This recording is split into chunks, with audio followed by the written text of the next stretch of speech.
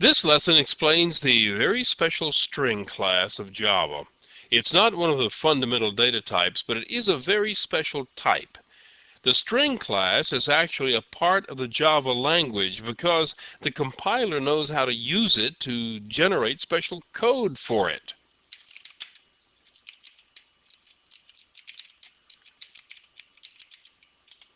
This is the main window of an application.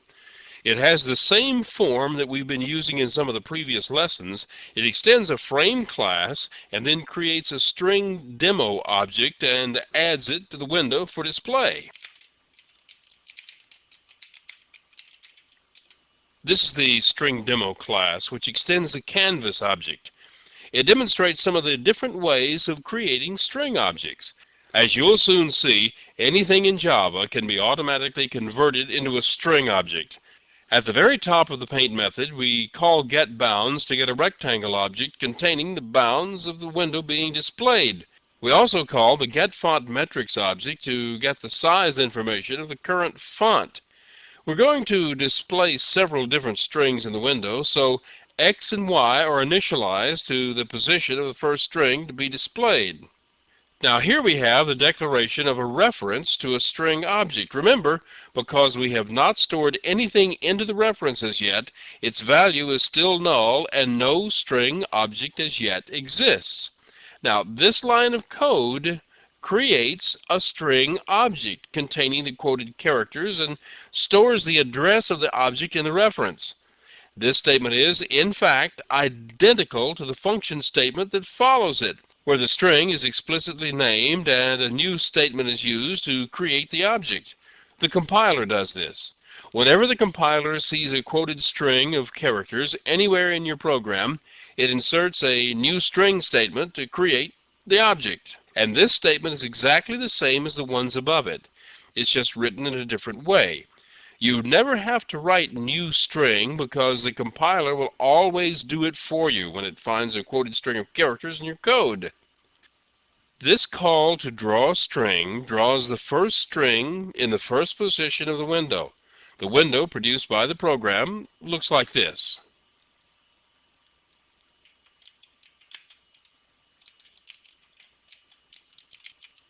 This top line is the one that's displayed by the first call to draw string.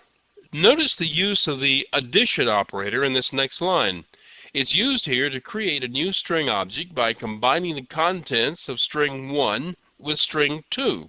Whenever the compiler finds a plus sign with an item to its left or right being a string object, it knows that it's combining two strings and it creates a new string object to hold them.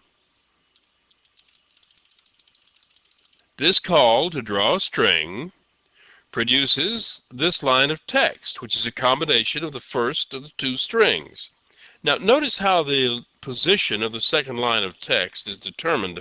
If you recall, the height of a font not only includes the height of the visible text, but it also includes the height of the leading, the space between the lines. So it's only necessary to add the height to the current position to determine the position of the next line. The next string is constructed by using the plus equals operator to add the next string to the one we already have.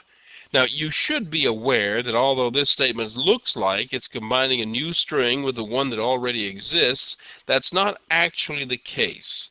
The string objects are immutable. That means that once they're created, they can't be modified. This statement actually is creating a new string object that replaces the existing one. The operational difference is moot in this particular case, but other circumstances will arise where the difference is important.